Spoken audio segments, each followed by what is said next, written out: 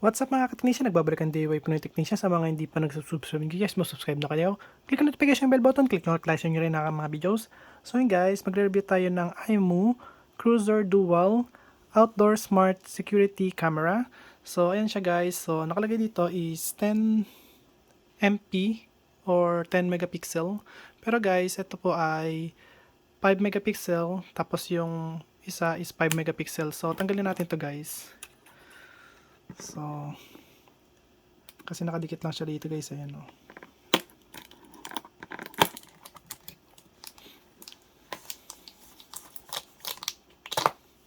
So ayan guys, kung nakikita nyo, so kada isang camera is 5 megapixel. So dalawang 5 megapixel kaya 10 megapixel yung inilagay nila dyan. So ayan guys, may kasama siyang 128 MB, MB to GB. So megabyte guys. So 228 megabyte na micro SD. Ayan guys. So hindi ko sure kung original ba talaga to, genuine ba or generic lang. So ayan. Okay. So ngayon, itong camera na to guys, kaya mag-detect ng human. Ayan. Kaya mag-detect ng vehicle. Tapos ito naman guys ay si smart full color night vision. Ayan. So, ayan sinasabi ko sa inyo kanina. So, 5 megapixel yung fixed lens. Tapos 5 megapixel yung pan and tilt lens. Ito yan guys. So, dito guys, kailangan malaman nyo rin para makita nyo kung nandito ba yung mga kailangan nyo sa isang CCTV camera. So, ito guys, meron siyang dual lens. Tulad yan. Yun nga, kanina pa ako nagsasalita dito ng 5 megapixel kada isa. Tapos yan guys, meron siyang H.265 or 265. Ewan ko guys kung ano to. Hindi ko pa sure guys kung ano yan. So, comment nyo na lang guys. So, pan and tilt, ito yun guys, sa baba. So, kanina pa yun sinabi ko sa inyo, human at saka vehicle detection. Two-way talk. So, pagka nagsalita kayo sa phone, marinig niya via speaker. Tapos kapag ka nagsalita siya sa may camera, marinig nyo sa'yo, sa phone nyo guys. So, kaya maganda kung two-way talk yan. Hindi lang guys, pagka nakakita kayo dito ng one-way talk lang, so ibig sabihin kayo lang yung pepede or siya lang yung pepedeng kumausap sa iyo. So pangit yun guys, so mas maganda two-way talk. So yung smart full color sa night vision, motion activate spotlight. So yung spotlight niya, pagka nagkaroon ng motion or may gumalaw, kunyari gumalaw siya, so mag-on yung spotlight niya guys.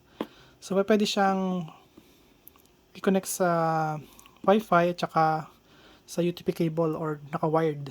Ayan. So, weatherproof siya. Tapos, yung storage niya guys ay pwede sa cloud. At pwede naman, kung ayaw nyo ng cloud, monthly payment, so pwede nyo gamitin yung micro SD card. Tulad nitong kasama nito guys. So, siyempre gagamitin ko to para wala akong monthly payment. So, ayan guys, at ano pa ba? May ano pa ba? May tanong pa ba kayo? O, sabihin nyo lang guys. So, ayan siya guys. Okay. Ayan po siya. Bali guys, ang iMu, ayan. Bali ang iMu guys ay manufactured by Dahua. Dahua, yeah. Dahua CCTV guys. So, sila nag-manufacture nito. So, gusto ko lang tong iMu kasi ito guys ay mostly ang gamit dito na DVR wireless din. So, hindi ko na kailangan ng wired or naka-cable guys. So, lahat naka-wireless. Okay? So, ngayon, buksan na natin. Bali, nakasealed pa kasi yun guys eh. Ayan o. Ayan. Hindi ko pa siya nakikita. Hindi ko pa nakikita yung loob niyan. So, ayan siya guys. Ito yung manual niya. Titignan ko na lang ito mamaya. Syempre guys, hindi ko papakita sa inyo yung pag-setup nito dahil marami na naman dyan ng video kung paano ito i-setup. Pero ayan guys, ito guys para sa pagbutas niya guys. Ayan, bale sticker siya. So kunyari ibubutas niya sa wall. So ito yung sa wall. Ito yung template niya. Tapos ito naman yung sa ceiling template. Okay? So, yun ang kagandahan nito kasi may sticker siya. So, tanggalin na natin to.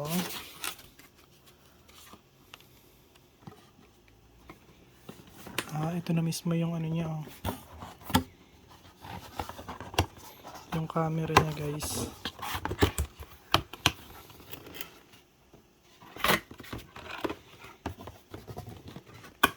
So, dito muna tayo sa mga accessories. Ay! Nahulog na. Nahulog na ang accessories niya.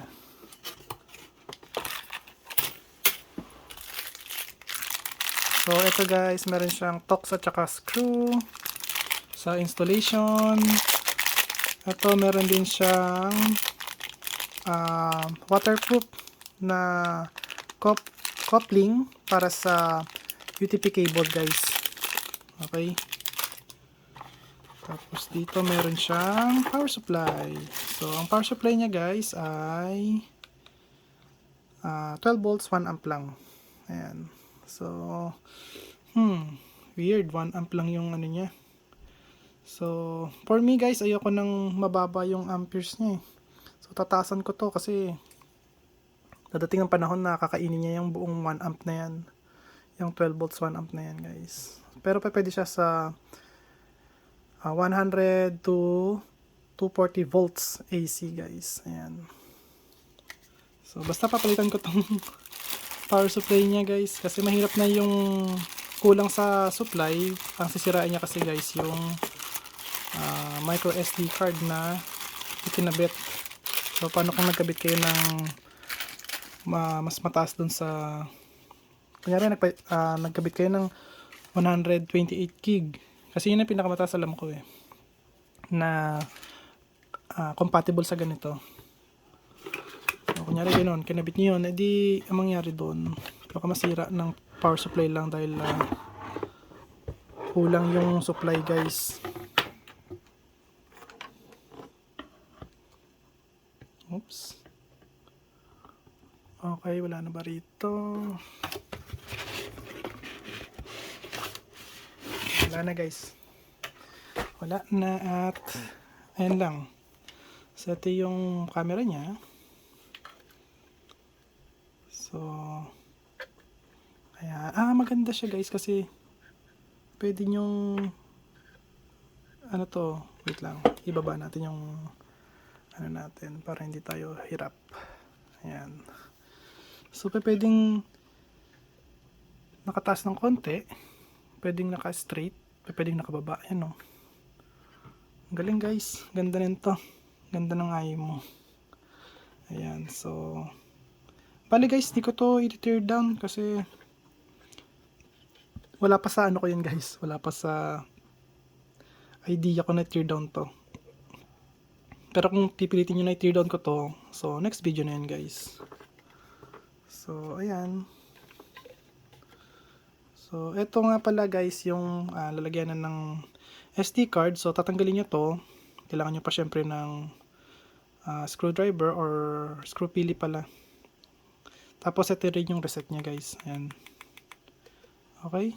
So, ayan. Okay na okay guys. Ganda nya. Promise. So, try nga natin kung ilan yung consume nya guys. So, ayan yung power supply. So, tignan natin ng consume.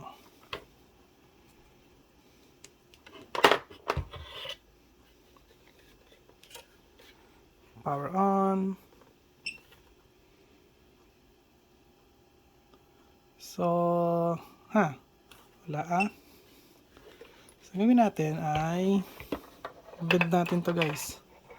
Hindi na ano to natama.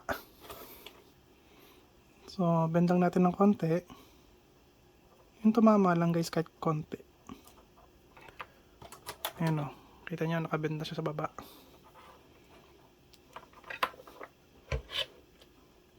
Power on.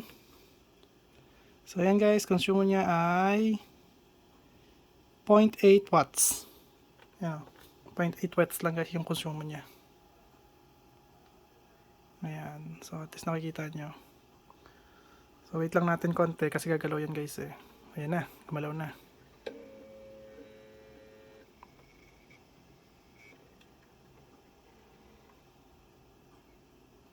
So, ayan. Bale ngayon, ang consume niya ay nasa 2.7, 2.8 watts. Ayan. Doon siya naglalaro. 2.5 watts. Ayan. So, sa amperes naman ng kain niya is 200 milliamps. Or 0.2 amps, guys. So, ayan. Okay. Okay na okay ito, guys. So, yan, pati na natin. So, ngayon, ano pa ba gagawin natin? So, wala na naman guys. Wala na tayong gagawin. Pinakita ko lang sa inyo yung itong cruiser dual camera. Para may idea kayo na ito yung itsura niya guys. Ayan. So, meron siyang dalawang IR na LED. Infrared LED guys. Ayan. Dalawang infrared LED dito sa baba. Tapos spotlight dun sa taas. Pala ito guys, tatanggalin ko na lang to kapag ready na akong i-install to. Tapos dito naman, isang infrared, tapos dalawang spotlight. Ayan. So dalawang spotlight, apat na spotlight na yan. So tatlong IR. Okay? So, ayan. At kung nagustuhan niyo ang video ko, huwag kalimutan mag-like, share, subscribe. Click ang notification bell button. Click on guys. Bye. Peace.